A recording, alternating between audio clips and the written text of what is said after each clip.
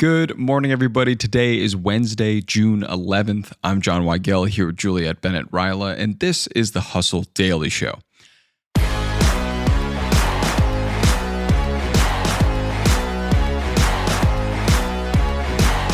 A few apps out there make tons of cash. Tinder, Duolingo, MyFitnessPal, and more absolutely dominate the market for subscription-based apps. So how can smaller apps even stand a chance? And how can they monetize and actually grow a subscriber base? We'll get to that in a bit, but first, let's give you the news in business and tech.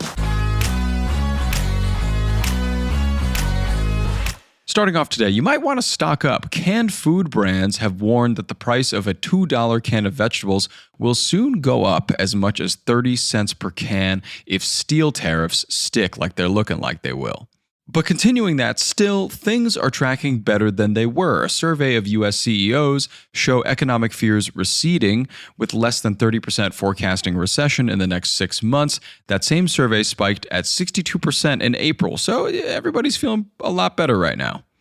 From there, we go to some streaming news. Disney just tightened its grip. Mr. Mouse has now complete ownership of Hulu. The deal has Disney paying Comcast $439 million for its stake, which hereby ends a reported year-long deal-making process. And from there, let's hit tech. Google's new over $1 billion London office hasn't even opened yet.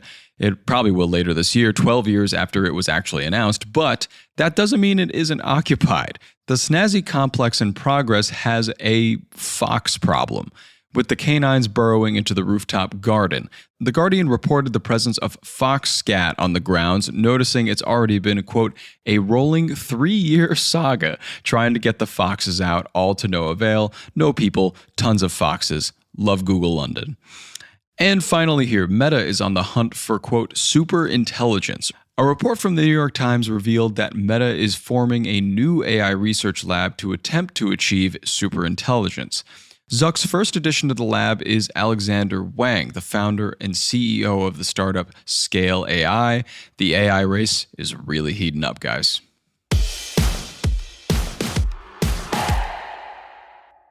Okay, look, side hustles fail when they consume all of your time. I mean, every single bit of it. The pros, though, work smarter with AI doing all the heavy lifting. To help you out, we just dropped the Side Hustle Accelerator database. You can search your exact problem for your side hustle, grab the perfect prompt, and get results.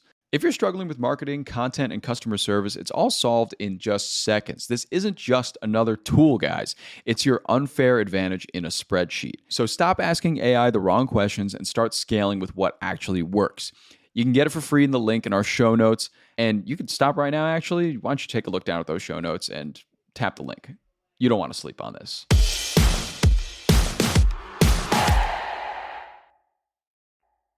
So on to our main story today. It's a little tough out there for app developers to get repeat customers and get subscribers that actually want to come back and keep subscribing to their app. So Juliet, can you talk to me just a bit about the landscape of app subscriptions and if it is really hard to nail down people for them? Yes, we are looking today at Revenue Cat's 2025 State of Subscription Apps Report. If you want to read it, go right ahead. It's 236 pages long. You can download it as a PDF. Cool.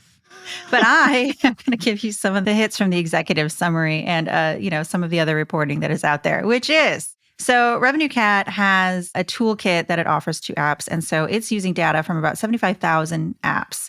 It found that nearly 20% of those apps bring in about $1,000 a month, which is not bad.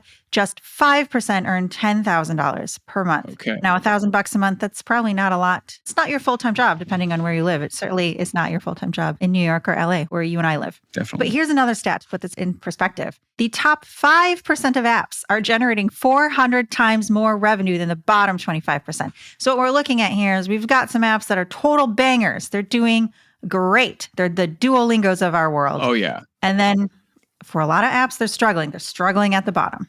How did I know something like that was coming? I could really feel it in my bones. I really could feel it in my bones because at the end of the day, there are only so many apps that are super, super popular that people subscribe to. You know, as you mentioned, Duolingo, your Headspace, your Spotify, all these separate apps have separate payment structures and separate subscription ideas. And a lot of them are viewed as essential, but even more of them are, I guess, not viewed in the same way or are not at the top 25% of the App Store and nobody's paying for them.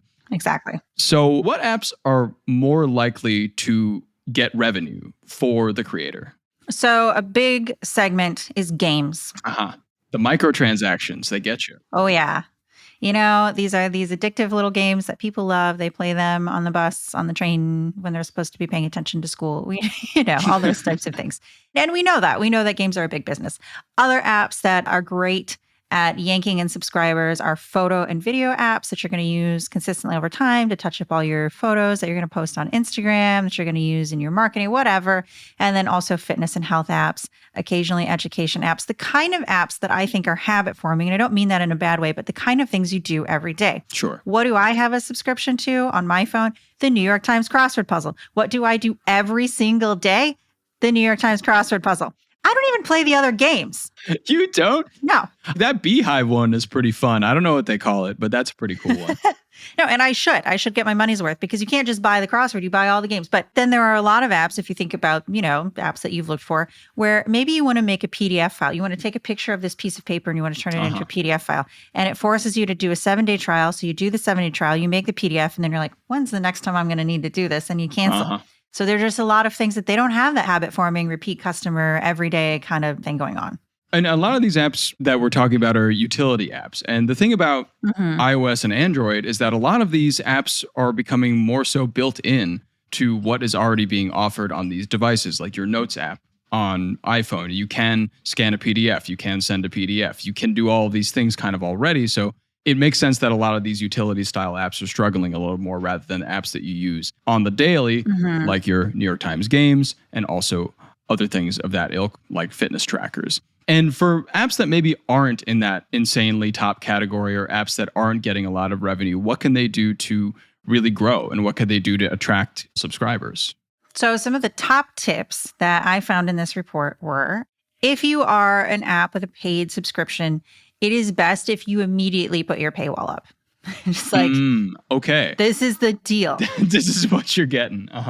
Because around 80% of people start their free trial, if they're going to do one, on day one. So they don't want to kind of use the app and then hit a paywall later. They want to hit it right away. They want to know what they're getting into. Okay. So yeah, it's best that you require users to pay or subscribe before they even get to use the app at all. Okay. And that might be subscribing to a trial.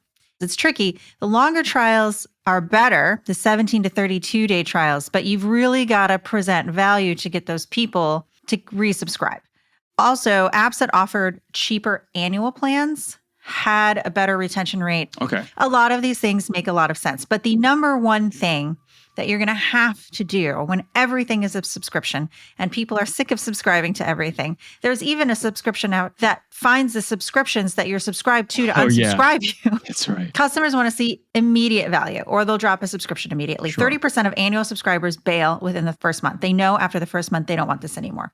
And you hit a chord there with subscription fatigue. Obviously, we subscribe to a lot of things and it's really annoying to keep track of all of them, hence the app that keeps track of them. But what other ways can you potentially monetize your app if not subscribing? Like I definitely point to games in this way, which is the microtransactions of like if you want this extra, suit of armor for your little night guy, you just pay an extra $1 or something. So how can they really monetize past the subscription model at a lot of types of apps? So you can offer consumables or lifetime purchases or in-app purchases. And, yes, gaming has perfected that. Extra lives, power-up, premium loot, blah, blah, blah, extra content, DLC, games are great at this. In-game currency. There's people who, they want to buy the in-game bucks to get the in-game house and the in-game armor. And but that requires you to be really into a game. For people who are not gamers, for app developers who are not developing apps for games, there are other things. Often they are gamified. Think about Tinder. Yeah. You swipe on a profile and you're like, oh, I didn't mean to swipe no on that. I want to go back. You got to pay for it. Oh. You want your profile to get higher ranking, to be seen more often, you got to pay for it. You want to super like somebody so that you get to the top of their stack, you got to pay for it. Yeah. I'm only dating someone because they super liked me. Wow. And it was like, so-and-so super liked you. And I was like, oh, I guess I'll go look. So it worked. That's a success story. See, like, I'm happy I got out of the dating app game before all this monetization came rolling around, because now, as you noted, Tinder has pulled in over $1 billion of revenue from all this stuff. And I remember hearing some ridiculous amount that was like a Tinder Plus or like Tinder Pro or whatever version of it they have, their premium tier, which was like an astronomical monthly subscription that I guess a bunch of people paid for. So yeah, they are making that money, weirdly enough, and it is kind of working for them. But as we mentioned before, these are really like the top tier of apps that are drawing in this kind of revenue. For Bumble, on the other hand, even though they're pretty top tier, they're not doing too hot. So it really depends on where you're sitting. Not nearly as much. Exactly. And I think the other thing, and I would not recommend this for most app developers, Tinder got really shitty. And now you have to pay for it to be. Yeah. I haven't been on Tinder in a while. I haven't been on Tinder since I got super liked and went on a date with a person that super liked me. That's right. That's right. But like, I don't know how long it would have taken me to get to that profile if they hadn't paid for the super like. That's the thing. It's forcing you to pay to have a premium experience. If you're not a dating app, if you're not a gaming app, there are a couple other things you can do. You can offer premium or personalized features. Like, let's say you're a fitness app, and maybe for a subscription, you can get unlimited access to an ab workout, an arm workout, a leg workout. But maybe if you buy a premium thing, you can talk to a personal trainer about what specifically you want and get a personalized fitness routine. That's an option. There could be additional content. In the newsletter, we were just talking about Pocket Casts. It's a podcasting app. It used to have a $4 a month web player that you could subscribe to. It made it free. But if you want additional content, you can become a paid subscriber. And some of that additional content includes like this sleep content that you put on while you go to sleep. So like, you can have all the podcasts you want. It's great. But if you want the sleepy time content, here's this extra thing. So there are extra bells and whistles or lifetime access to a particular feature that you can sell in addition to a subscription that can make a little extra money. Yeah, totally. If people are willing to use it and if people think it's valuable, which clearly people think in-game stuff, people think super likes, that's clearly proven to be valuable. Yeah, at the end of all of this, it seems necessary for any developers out there to make your app very, very diversified in terms of how it can make money and not just depend on the sole subscription method, especially if it's not going to be an everyday use. So I definitely think that's the big advice that I got from this, at least. Yeah, your app has to work. It has to be useful. It has to be something that people see consistent value in, that they're going to use multiple times in a year. And, the extra things that they pay for have to be worth it, have to have some value. I think when it's like, I'm just going to make it not annoying by deleting ads, right. Maybe that's not enough for some people. Maybe that's not enough.